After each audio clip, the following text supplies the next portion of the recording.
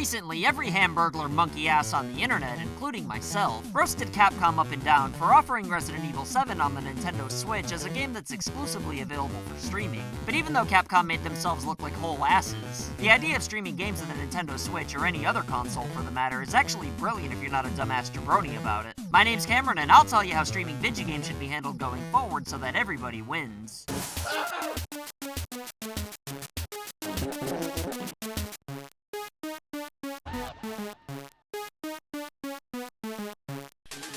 I'm well aware that streaming video games isn't a new thing. You can already do it with Xbox's Game Pass and PlayStation Now, and it's only a matter of time before streaming big AAA releases is normal. But for something that's so revolutionary and an inevitable part of gaming's future, Capcom did far more than shit the bed. They straight up bare-ass spray farted on the carpets of everybody who owns a Nintendo Switch. Although, they've been doing that with every non-Street Fighter game for the console thus far, so I don't see why everybody's surprised. But what is interesting about the cloud version of Resident Evil 7 is that, if all goes according to plan, it'll run just as well on the Nintendo Switch as it would any other console since it's going to be processed from Capcom's server. Furthermore, it'll barely take up any space on your internal memory as well. And for the sake of this video, let's just assume that the cloud edition of Resident Evil 7 is going to be available outside of Japan, and let's also assume that everybody has a great internet connection and that streaming is going to run smoothly. Which means, theoretically, I suppose you could stream a game that's meant to be played on a state-of-the-art fully powered gaming PC to even the Nintendo Switch. And I can't pretend that's not really cool, even though I myself much prefer physical games, or at the very least digital.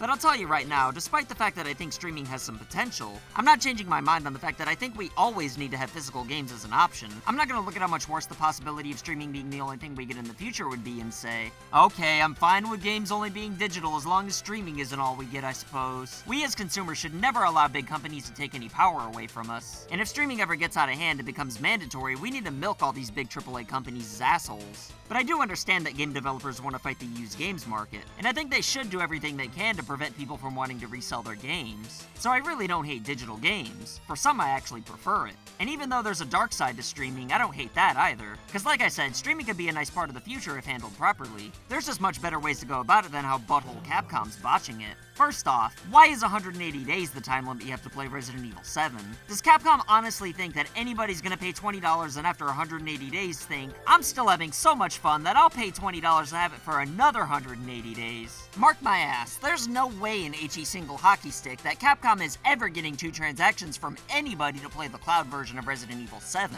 And it's weird they even put the offer on the table.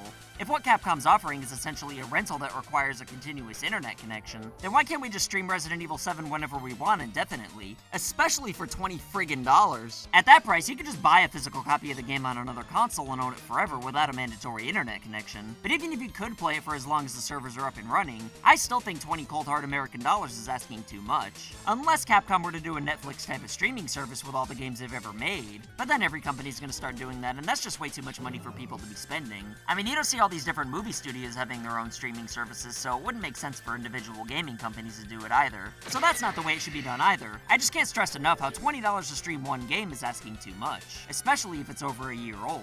If Capcom went through the trouble to actually port the game to the Switch without a cheap and lazy massive Day 1 update, then I think $60 would be completely fair, and I'd get it no question. Renting a movie on iTunes gives you 30 days to watch it for $6, or $4 if it's as old as Resident Evil 7. Plus, you could actually download it so you could take it with you on an airplane or to my neighbor Terry's weekend cave. And I know movies and games are 2 completely different things, though. It costs $60 to buy a brand new video game, whereas buying a brand new movie is only $20. So I'm assuming Capcom's thought process was that if renting a new movie on iTunes costs $6, then you should triple that for a cloud rental. But $18 is weird to look at, so they rounded it up to $20. So the price point's not completely insane to consider. But again, you're streaming it from a cloud. Imagine if Netflix only offered one movie that was over a year old. Plus, you can't even use the Switch's portability or even play the game offline, not to mention the time limit. So if you ask me, the cloud rental for an older game should be $9.99 for 3 months instead of 6. Which is pretty much what Capcom's doing now, except they're forcing us to buy it twice. And anybody watching this video who thinks that's not enough time, trust me, it can't take longer than 2 weeks tops to complete Resident Evil 7. And if $9.99 were the case, then I'd think having the option to stream would be kinda cool and revolutionary rather than being tainted with Capcom's greed goo. I think there's benefits to physical, digital, and cloud gaming, and there's no reason that all 3 can't coexist. I just think the relatively new business model needs some tweaking. And if you ask my smelly fat ass, I think it'd make the most sense for everybody if AAA physical games were $60 for all the costs involved, with digitals being $40 since you can't resell or let your friends borrow it. But I know digital games being cheaper is not really possible due to the fact that retailers are being dicks about it. I'm just saying it'd be ideal. And obviously indie games are a different story altogether. But as far as cloud gaming goes, I think it should only be available for either games that are meant to be played online, streaming services with many different games like PlayStation Now, Game Pass, and whatever Nintendo service ends up being, or if there's no way a console can run the game in question, which Capcom really set a bad precedent for, and I worry other developers are going to get lazy with this as well. It took Bethesda a lot of work to get Doom running on the Switch, but I'm so glad they did because now I can own it and play it forever. However, unlike Resident Evil 7, I'm sure there's going to be plenty of games in the future that genuinely won't be able to run on the Switch. And if that's the case, then streaming's actually pretty cool, or at least better than nothing if all you own's a Switch.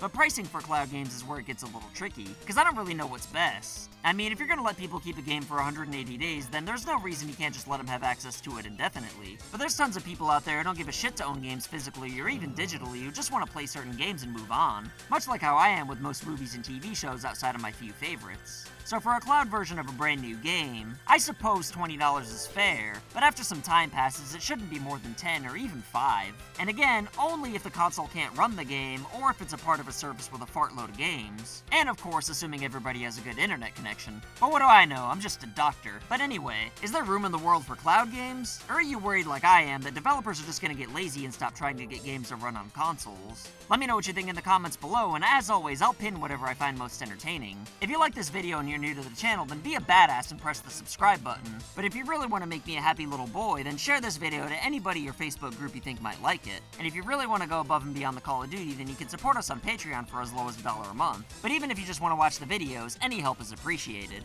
My name's Cameron, and I'll see you next time. So I want to say thank you to your loyalty, thank you for your support.